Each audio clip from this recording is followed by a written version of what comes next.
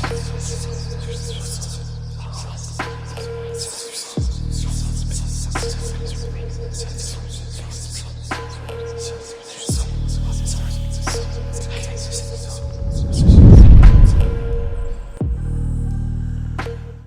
Friends, I hope कि आप लोग बिल्कुल ठीक होंगे। आज मैं आपके साथ एक ऐसे लड़के की कहानी शेयर कर रही हूँ जिसने जादू टोने के जरिए से अपनी मोहब्बत को हासिल करने की कोशिश की और अनजाने में वो अपने खानदान के ही एक फर्द को नुकसान पहुंचा बैठा। तो आइए सुनते हैं। कामरान ने घर से निकलने से पहले अलमारी से बोतल निकालना चाही तो वो धक से रह गया। बोतल अलमारी में मौजूद नहीं थी। घबराहट में उसने अलमारी के दरवाजों, अंदरूनी खानों तक को खंगाल डाला, लेकिन बोतल का कहीं पता नहीं था। वो अपना सर पकड़कर बैठ गया। उसकी समझ में नहीं आ रहा था कि बोतल गई तो कहाँ गई। वो एक बार फिर उठा और दिल की तसल्ली के लिए अलमारी में बोतल को तलाश करने लगा, लेकिन बोतल अलमारी में होती तो नजर आती। उसे अच्छी तरह याद था कि उसने वो बोतल अलमारी में ही रखी थी और उसका इरादा था कि घर से निकलते हुए बोतल ले जाएगा। फरजाना से उसका दोपहर में मुलाकात का प्रोग्राम था। फरजाना एक प्राइवेट स्कूल में मुलाजमत करती थी। कामरान का इरादा था कि स्कूल से छुट्टी होने पर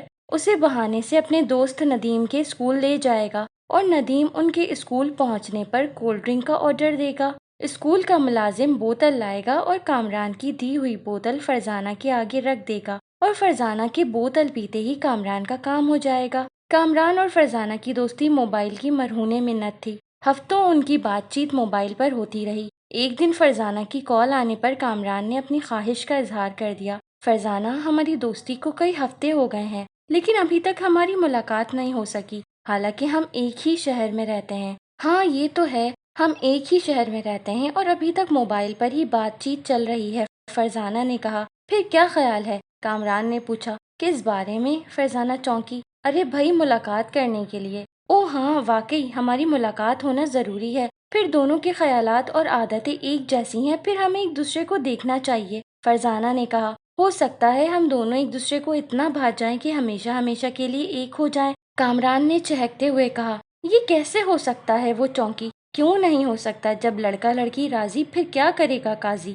कामरान ने कहा लगाया। कामरान, शादी के लिए वालिदैन का राजी होना भी जरूरी है, वरना किस तरह शादी हो सकती है, फरजाना ने कहा। किस दौर की बात कर रही हो? आजकल अखबार और मीडिया में प्रेमी जोड़ों के बारे में जो दिखाया जा रहा है वो तुम्हारी नजरों से नहीं गुजरा। जब वालिदैन राजी ना हो तो कोर्ट मैरिज कर लेनी चाहिए, कामरान जोश में कहता चला गया। हाँ, इन दिनों ये वबा चल रही है, लड़के और लड़कियां वालिदैन की मर्जी के खिलाफ शादी कर लेते हैं, लेकिन उनका अंजाम क्या होता है? दर दर की ठोकरें खाते फिरते हैं और हुकूमत से कानूनी तहफ़्फ़ुज़ फराहम करने की इल्तजा करते हैं कि जान का खतरा है, फरजाना ने कहा। अरे अरे फरजाना, तुम तो बहुत जज्बाती होती जा रही हो। मैं ये तो नहीं कह रहा कि हम भी ऐसा कदम उठाएं जिससे हमारे वालिदैन की बदनामी हो और खुद भी जान बचाने को भागते फिरें, कामरान ने बात का रुख मोड़ते हुए कहा। तुम बेफिक्र रहो, हमने एक दूसरे को पसंद कर लिया तो कोई ऐसा कदम नहीं उठाएंगे जिस पर हमें पछताना पड़े। मैं भी यही चाहती हूँ कि हम जज्बात में आकर कोई गलत फैसला ना करें, फरजाना ने कहा। मैं रिश्ते की बात करने के लिए अपनी अम्मी को तुम्हारे घर भेजूंगा, ये तुमसे मेरा वादा है। ऐसा ही होना चाहिए, वालिदैन की रजामंदी से हमें हकीकी खुशियाँ मिलेंगी, फरजाना ने कहा। फिर कब मुलाकात का इरादा है? कामरान ने कहा। मेरे स्कूल का तुम्हें पता है, ऐसा करो छुट्टी के वक्त आ जाओ, हम वहाँ से किसी भी रेस्टोरेंट में चलेंगे। ठीक है, मैं कल आ रहा हूँ, कामरान ने कहा। दूसरे दिन कामरान स्कूल पहुँच गया और मोबाइल पर कॉल करके फरजाना को बुला लिया। फरजाना उसकी तवक्को से बढ़कर खूबसूरत थी। चंद लम्हे तक वो एक टिक उसे देखता ही रह गया। उसे कतई उम्मीद नहीं थी कि फरजाना इतनी खूबसूरत हो सकती है। कामरान के मुसलसल घूरने पर फरजाना झेंपते हुए बोली, क्या इरादे हैं? यहीं खड़े रहना है या कहीं और भी चलना है? ओह सॉरी, आओ चलते हैं। कामरान ने कदम आगे को बढ़ाए। उसका रुख एक फैमिली रेस्टोरेंट की तरफ था। मैं कैसी लगी तुम्हें? फरजाना ने कुर्सी पर बैठते हुए मुस्कुराकर कामरान को देखा। हाँ, मेरी तवक्को से बढ़कर खूबसूरत हो तुम। क्या मैं तुम्हें पसंद आया? कामरान ने कहा। हाँ, मुनासिब हो, फरजाना ने बेदिली से कहा। इसका मतलब है मैं तुमको पसंद नहीं आया, कामरान ने उदासी से कहा। तुम मुझे पसंद आए हो जब ही यहाँ तक आ गई हूँ, फरजाना ने कहा लगाया। तुम भी ना अच्छा मजाक कर लेती हो, कामरान का चेहरा खिल उठा। अच्छा ये बताओ, क्या चलेगा? Cold drink? कामरान ने पूछा। न, तुम्हें कैसे मालूम हुआ कि मैं कोल्ड ड्रिंक पीऊंगी? फरजाना ने हैरानी से उसकी तरफ देखा। खवातीन ज्यादातर कोल्ड ड्रिंक पीती हैं, इसलिए मैंने सोचा। اس کا مطلب ہے تمہیں خواتین کا بہت تجربہ ہے، فرزانہ نے معنی خیز انداز میں کہا۔ نہیں، مجھے کیسے ہوگا تجربہ، میں نے ایسے ہی کہہ دیا۔ کامران اس کے حسن سے بہت مرعوب ہو چکا تھا، اس لیے بار بار جھیپ اور شرمندگی سی محسوس کر رہا تھا۔ وہ نہیں چاہتا تھا کہ فرزانہ پر اس کی شخصیت کا غلط تاثر پڑے۔ میں تو مذاق کر رہی تھی، تم سنجیدہ کیوں ہو رہے ہو؟ فرزانہ نے ہنستے ہوئے کہا۔ اچھا، تمہارے لیے کولڈ ڈرنک منگواتا ہوں۔ یہ کہتے ہوئے کامران نے بیرے کو بلا کر 2 کولڈ ڈرنک کا آرڈر دے دیا۔ اس پہلی ملاقات میں وہ فرزانہ کو دل دے بیٹھا تھا اور واپسی پر اپنے دل میں تہیہ کر چکا تھا کہ چاہے کچھ بھی ہو جائے وہ ضرور فرزانہ سے ہی شادی کرے گا۔ اب کامران اور فرزانہ کی اکثر ملاقاتیں ہونے لگی تھیں اور وہ اپنے دل کے ہاتھوں مجبور تھا اور ایک دن سے زیادہ فرزانہ سے دور نہیں رہ سکتا تھا، اس لیے ایک دن کے وقفے سے ان کی ملاقات ہوتی تھی۔ کامران کے گھر والے خاندان میں اس کی شادی کرنا چاہتے تھے، لیکن وہ ڈٹ گیا کہ فرزانہ ہی سے شادی کرے گا۔ مجبوراً والدین کو فرزانہ کے گھر رشتے کے لیے جانا پڑا، لیکن انہیں مایوس لوٹنا پڑا۔ فرزانہ کے والدین اپنی برادری میں ہی بیٹی کا رشتہ کرنا چاہتے تھے۔ کامران کا خیال تھا کہ وہ ایک اچھی جاب پر فائز ہے، اس لیے فرزانہ کے گھر والے اس رشتے پر فوری راضی ہو جائیں گے۔ اس انکار پر وہ ٹوٹ پھوٹ گیا تھا، اسے کچھ اچھا نہیں لگ رہا تھا۔ اسے اپنے آپ پر غصہ آ رہا تھا کہ اس نے فرزانہ سے کیوں ملاقات کی۔ نہ وہ اس سے ملتا، نہ ہی اس کے عشق میں گرفتار ہوتا، لیکن اب کچھ بھی نہیں ہو سکتا تھا۔ اس کی اچھی جاب بھی اسے فرزانہ دلانے سے قاصر تھی۔ اس دن اس نے فرزانہ سے موبائل پر رابطہ کیا۔ فرزانہ، میں نے سوچ لیا ہے، چاہے کچھ بھی ہو میری شادی تم سے ہی ہوگی۔ کامران، یہ ممکن نہیں ہے، میرے والد نے سختی سے اس رشتے کی مخالفت کر دی ہے۔ کیوں؟ آخر کیوں؟ کیا میں اپاہج ہوں؟ بے روزگار ہوں؟ کیا کمی ہے مجھ میں؟ کامران پھٹ پڑا۔ کامران، سمجھنے کی کوشش کرو، ہمارے ہاں برادری سے باہر رشتے نہیں کیے جاتے۔ مجھے ابو سے امید تھی کہ شاید وہ اس رسم کو توڑ دیں گے۔ وہ مجھے بہت چاہتے ہیں، لیکن ان کے انکار سے مجھے بھی بہت شدید دھچکا لگا ہے۔ ہو سکتا ہے کہ انہوں نے غصے میں آ کر ایسا کیا ہو۔ میں پوری کوشش کر رہی ہوں کہ انہیں اس رشتے پر راضی کر لوں، فرزانہ نے کہا۔ فرزانہ، تم تیار ہو جاؤ، ہم کورٹ میرج کر لیتے ہیں، بعد میں جو ہوگا وہ دیکھا جائے گا، کامران نے کہا۔ کامران، شادی بیاہ گڈے گڑیا کا کھیل نہیں، مجھے پورا یقین ہے کہ میں ابو کو راضی کر لوں گی، لیکن کچھ وقت لگے گا اور وہ مان جائیں گے۔ فرزانہ نے کامران کو سمجھانے کی کوشش کی۔ کامران نے غصے میں موبائل کو دیوار پر دے مارا اور سر پکڑ کر بیٹھ گیا، جبکہ موبائل کئی حصوں میں ٹوٹ کر بکھر گیا تھا۔ فرزانہ اس کے حواس پر یوں چھا گئی تھی کہ اسے پانے کے لیے وہ ہر جائز اور ناجائز کام کرنے کو تیار تھا۔ چنانچہ دوستوں کے کہنے پر اس نے عملیات کی کتابوں سے مختلف جادو ٹونے اپنی طور پہ پڑھ کر کرنا شروع کر دیے تھے، لیکن کوئی کامیابی حاصل نہیں ہو سکی۔ اس روز کامران دفتر سے جلدی اٹھ گیا۔ وہ بازار سے پیدل گزر رہا تھا کہ بے اختیار اس کی نظر دیوار پر لکھی اس عبارت پر پڑی: محبوب، آپ کے قدموں میں ہر تمنا پوری ہوگی۔ پروفیسر غیاث الدین کے پاس تمام مسائل کا حل موجود ہے۔ اگر آپ کو میری اسٹوریز پسند آ رہی ہیں تو میرے چینل کو لائک، شیئر اینڈ سبسکرائب کرنا ہرگز مت بھولیں، تاکہ میں آپ کے ساتھ ایسے ہی مزید ہارر اسٹوریز شیئر کر سکوں۔ کامران اس طرح کے اشتہاروں پر کبھی توجہ نہیں دیتا تھا اور انہیں فراڈ سمجھتا تھا، لیکن آج یہ اشتہار دیکھ کر اس کے دل کی کیفیت عجیب ہو گئی۔ اس کا دل چاہ رہا تھا کہ خوشی سے ناچنا شروع کر دے۔ اسے نہ جانے کیوں یقین ہو چلا تھا کہ اب فرزانہ کو اس سے کوئی نہیں چھین سکتا، فرزانہ اس کی ہو کر رہے گی۔ کامران نے اشتہار پر درج موبائل نمبر پر رابطہ کیا اور پروفیسر غیاث الدین سے ملاقات کا وقت طے کر کے مقررہ وقت پر ان کے پاس پہنچ گیا۔ پروفیسر غیاث الدین ایک بھاری بھرکم شخص تھے۔ اس نے پہلی ملاقات میں کامران کو اپنا گرویدہ کر لیا اور کامران آنکھیں بند کر کر اس پر یقین کرنے لگا۔ پروفیسر غیاث وقتاً فوقتاً ٹھیک ٹھاک رقم بٹورنے لگا اور کامران اسے رقم دیتا رہا، مگر اچھی خاصی رقم خرچ کرنے پر بھی جب اس کا کام نہیں بنا تو وہ اس روز غصے میں بھر کر پروفیسر غیاث الدین کے پاس پہنچا۔ وہ کامران کا چہرہ دیکھ کر معاملہ بھانپ گیا۔ اس سے پہلے کامران لڑنے مرنے کو تیار ہوتا، پروفیسر غیاث الدین نے اس سے کہا: میں تمہارا ہی انتظار کر رہا تھا، سمجھ لو تمہارا کام ہو گیا ہے۔ کام ہو گیا؟ کیا واقعی؟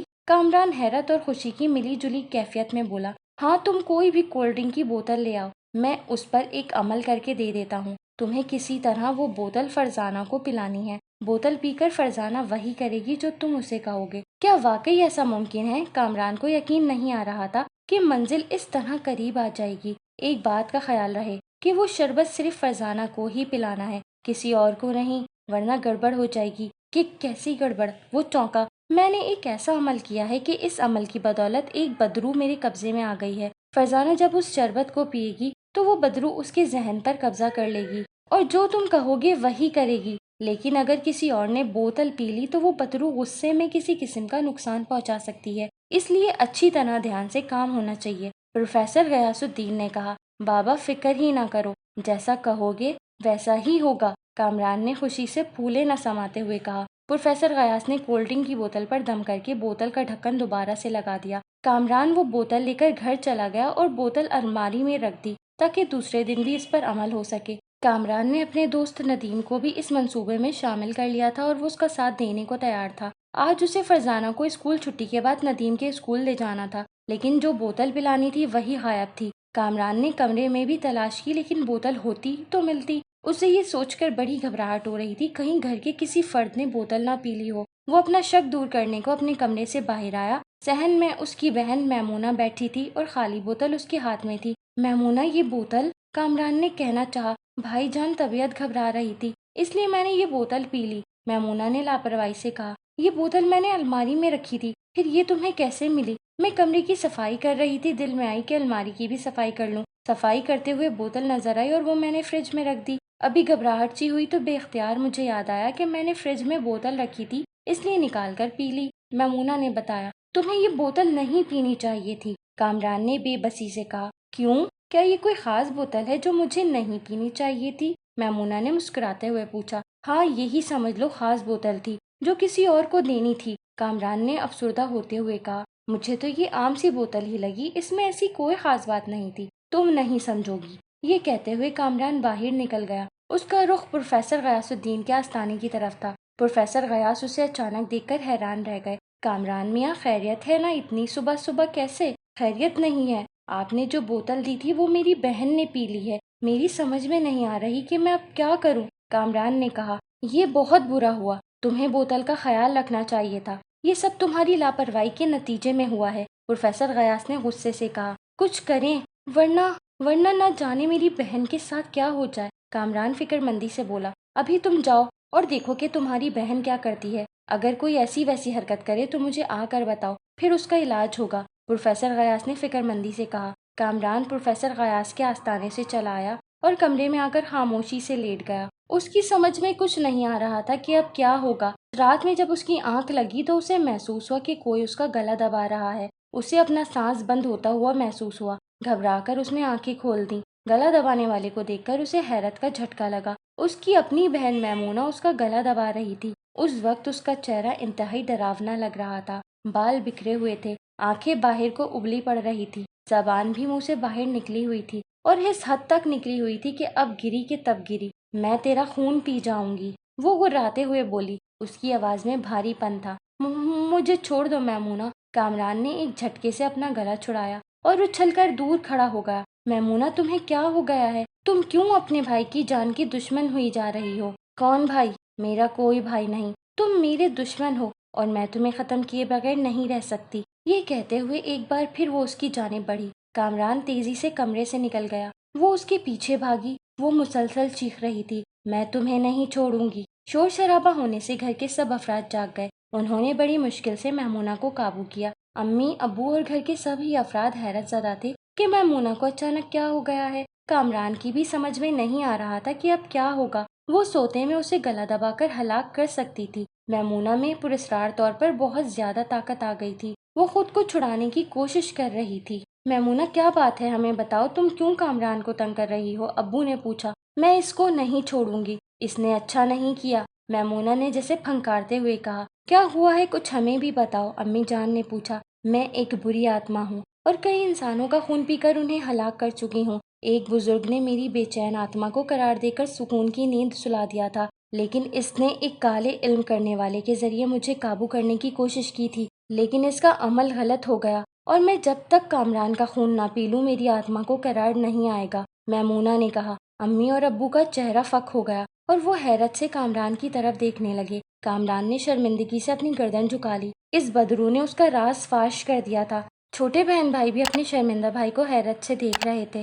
صبح ہونے پر کامران سب سے پہلے پروفیسر غیاث کے آستانے پر پہنچا۔ وہ کامران کے چہرے کی بدلی رنگت دیکھ کر سمجھ گیا، لگتا ہے معاملہ خراب ہے، رات کو کچھ گڑبڑ ہو گئی ہے۔ ہاں، رات میمونہ نے میرا گلا دبا کر مجھے ہلاک کرنے کی کوشش کی، اور اس نے دھمکی دی ہے کہ میرا خون پینے سے اسے سکون نصیب ہوگا۔ کامران نے بتایا، مجھے اس کا اندازہ تھا، بری آتما پر کیا ہوا عمل غلط ہو جائے تو عامل یا کام کرنے والے کو وہ بری آتما ہلاک کیے بغیر نہیں چھوڑتی۔ فی الحال میں یہ تعویذ دے رہا ہوں، اسے اپنے گلے میں ڈال لینا۔ یہ تعویذ جب تک تمہارے گلے میں ہوگا وہ تم پر حملہ نہیں کر سکے گی، پروفیسر غیاث نے ایک تعویذ دیتے ہوئے کہا۔ کامران نے گھر آ کر وہ تعویذ پہن لیا۔ میمونہ جیسے ہی اس کے سامنے آئی وہ غصے سے کامران کو دیکھنے لگی۔ وہ اس پر حملہ کرنا چاہ رہی تھی لیکن کوئی غیبی طاقت اسے ایسا کرنے سے روک رہی تھی۔ میمونہ غصے سے بولی، تو کیا سمجھتا ہے بچ جائے گا؟ میں تجھے نہیں چھوڑوں گی، وہ وقت کبھی نہیں آئے گا، پروفیسر غیاث تیرا کام تمام کر دیں گے۔ کامران نے بھی غصے سے کہا،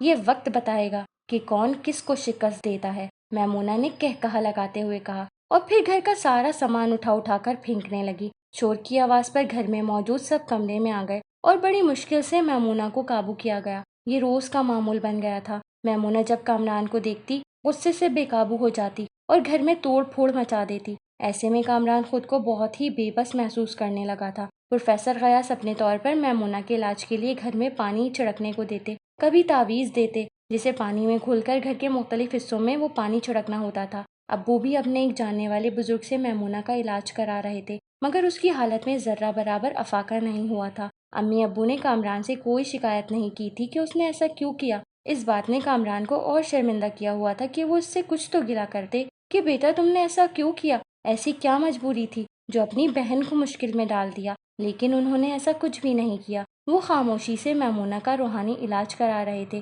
کامران اپنے آفس میں بیٹھا ہوا تھا کہ موبائل کی بیل بج اٹھی۔ کال فرزانہ کی تھی۔ ہیلو، کامران نے بے دلی سے کہا۔ کامران، خبر ایسی ہے کہ سن کر تم اچھل پڑو گے، فرزانہ نے سسپینس پیدا کرتے ہوئے کہا۔ کیا بات ہے؟ کامران نے بیزاری سے کہا۔ امی ابو ہماری شادی کے لیے تیار ہو گئے ہیں، تم پہلی فرصت میں اپنے والدین کو رشتے کے لیے بھیج دو، فرزانہ نے چہکتے ہوئے بتایا۔ فرزانہ، تمہیں پتہ ہی ہے کہ امی ابو میمونہ کے مسئلے پر کتنا ڈسٹرب ہیں، میں انہیں کیسے کہہ دوں کہ میری شادی کے لیے جاؤ؟ کامران نے کہا، یہ تو ہے لیکن یہ سب تمہاری جلد بازی کی وجہ سے ہوا ہے۔ میں نے تمہیں کتنا سمجھایا تھا کہ سب ٹھیک ہو جائے گا لیکن تم سے صبر نہیں ہو سکا اور عاملوں کے چکر میں پڑ گئے، فرزانہ نے کہا۔ میں بھی کیا کرتا، میرے دماغ پر تم سے شادی کرنے کا بھوت سوار تھا، اس لیے یہ حماقت کر بیٹھا۔ مجھے زیادہ پریشانی اس بات کی ہے کہ امی ابو مجھے کچھ بھی تو نہیں کہہ رہے، غصہ کریں، ناراضگی کا اظہار کریں، کامران نے کہا۔ میمونہ کے روحانی علاج کے لیے مختلف عامل گھر آ رہے تھے لیکن جب وہ عامل اپنا عمل شروع کرتے تو میمونہ بے قابو ہو جاتی اور خود کو چھڑا کر عامل کو مار بھگا دیتی۔ اس روز میمونہ کو دیکھنے شاہ جی نامی عامل آئے تھے۔ کامران بھی گھر میں موجود تھا۔ شاہ جی کے چہرے پر روحانیت بہت تھی۔ انہیں دیکھتے ہی کامران بھی متاثر ہو گیا۔ کامران کو دیکھ کر وہ کچھ دیر تک خاموش رہے۔ اس دوران میمونہ غصے سے شاہ جی کو گھور رہی تھی۔ بہت ہی خبیث آتما ہے لیکن اس کا علاج ہو جائے گا، یہ ہمیشہ کے لیے جان چھوڑ دے گی، شاہ جی سوچتے ہوئے بولے۔ اگر ایسا ہو جائے تو میں آپ کی احسان مند رہوں گی، امی جان نے کہا، لیکن علاج کے لیے تم لوگوں کو تھوڑی محنت کرنا پڑے گی۔ ہاں ہاں، ہم سب کچھ کرنے کو تیار ہیں، ابا جان نے کہا۔ مسئلہ یہ ہے کہ یہ خبیث روح اپنے سامنے کسی عامل کو برداشت نہیں کر سکتی اور عمل کے دوران عامل کو نقصان پہنچا سکتی ہے، مگر یہ بھی ضروری ہے کہ عامل کے عمل کے الفاظ اس کے کانوں تک پہنچے تاکہ یہ خبیث بچی کی جان چھوڑ دے۔ اس صورت میں ایک ہی حل ہے۔ وہ کیا؟ کامران نے بے چینی سے پوچھا۔ میں 3 وقت صبح، دوپہر اور شام کو موبائل سے کال کر کے کچھ پڑھوں گا۔ تمہیں یہ کرنا ہوگا کہ کسی طرح میمونہ کو قابو کر کے موبائل اس کے کان پر لگانا ہوگا۔ میمونہ پر جب بے ہوشی سی طاری ہو جائے اس وقت موبائل کان سے ہٹا دینا۔ یہ عمل 1 ہفتے تک چلے گا۔ 1 ہفتے بعد میں تمہیں ایک گڑیا دوں گا جس کے جسم میں سوئیاں چبھی ہوں گی۔ وہ گڑیا قبرستان میں دفن کر کے آنا ہوگی، پھر ہمیشہ کے لیے میمونہ کی بری آتما سے جان چھوٹ جائے گی۔ شاہ جی نے کہا، جیسا آپ کہیں گے ہم ویسا ہی کریں گے۔ ابو نے کہا، جب میں موبائل پر پڑھائی کروں گا اس وقت بری آتما پوری کوشش کرے گی کہ کسی طرح موبائل کان سے ہٹا دے۔ وہ موبائل کو کان سے پرے کرنے کے لیے پورا زور لگائے گی لیکن خبردار، موبائل اس کے کان سے تب تک نہیں ہٹنا چاہیے جب تک یہ بے ہوش نہ ہو جائے، شاہ جی نے کہا۔ میمونہ کا بس نہیں چل رہا تھا ورنہ وہ شاہ جی پر حملہ کر دیتی۔ وہ غصے سے شاہ جی کو دیکھ رہی تھی۔ شاہ جی کچھ دیر بیٹھ کر چلے گئے اور تاکید کر گئے تھے کہ ان کی ہدایت پر سختی سے عمل ہونا چاہیے۔ شاہ جی جب بھی موبائل پر پڑھائی کرتے تو میمونہ پوری کوشش کرتی کہ کسی طرح گھر والوں سے خود کو چھڑائے और मोबाइल को दूर फेंक दे, लेकिन घर वाले उसे इतना मजबूती से काबू करते कि वो कोशिश के बावजूद खुद को उनकी गिरफ्त से छुड़ा नहीं सकती थी। ये अमल पूरे 1 हफ्ते चलता रहा। 1 हफ्ते बाद शाहजी ने गुड़िया भी दे दी, जिसके जिस्म में सुइयां चुभी हुई थीं। ये काम कामरान को सर अंजाम देना था। गुड़िया को कब्रिस्तान में दफन करते हुए वो बहुत खौफजदा था, लेकिन उसने ये काम कर दिया। गुड़िया के कब्रिस्तान में दफन हो जाने पर मैमूना बिल्कुल ठीक हो गई। घर वाले बेहद खुश थे। कामरान भी मुतमईन था कि मैमूना की जान उस बदरू से छूट गई थी। अब फरजाना से उसकी शादी हो जाएगी। चंद रोज बाद कामरान और फरजाना रिश्ता अज़दवाज में मुंसलिक हो गए। कामरान को जिंदगी का बहुत बड़ा सबक मिला था। उसकी जल्दबाजी ने पूरे घर को परेशानी में मुब्तला कर दिया था। अब मैमूना की भी शादी हो चुकी है। आज भी जब कामरान को ये वाकया याद आता है तो उसे झुरझुरी सी आ जाती है। सो फ्रेंड्स, ये थी बहुत अच्छी जबरदस्त सी कहानी। आई होप कि आपको पसंद आई होगी। अगर आपको मेरी स्टोरीज पसंद आ रही हैं तो मेरे चैनल को लाइक, शेयर एंड सब्सक्राइब करना हरगिज मत भूलें, ताकि मैं आपके साथ ऐसे ही मजीद हॉरर स्टोरीज शेयर कर सकूं। तो अब मुझे दीजिए इजाजत, मिलते हैं नेक्स्ट टाइम एक न्यू हॉरर स्टोरी के साथ। Bye bye.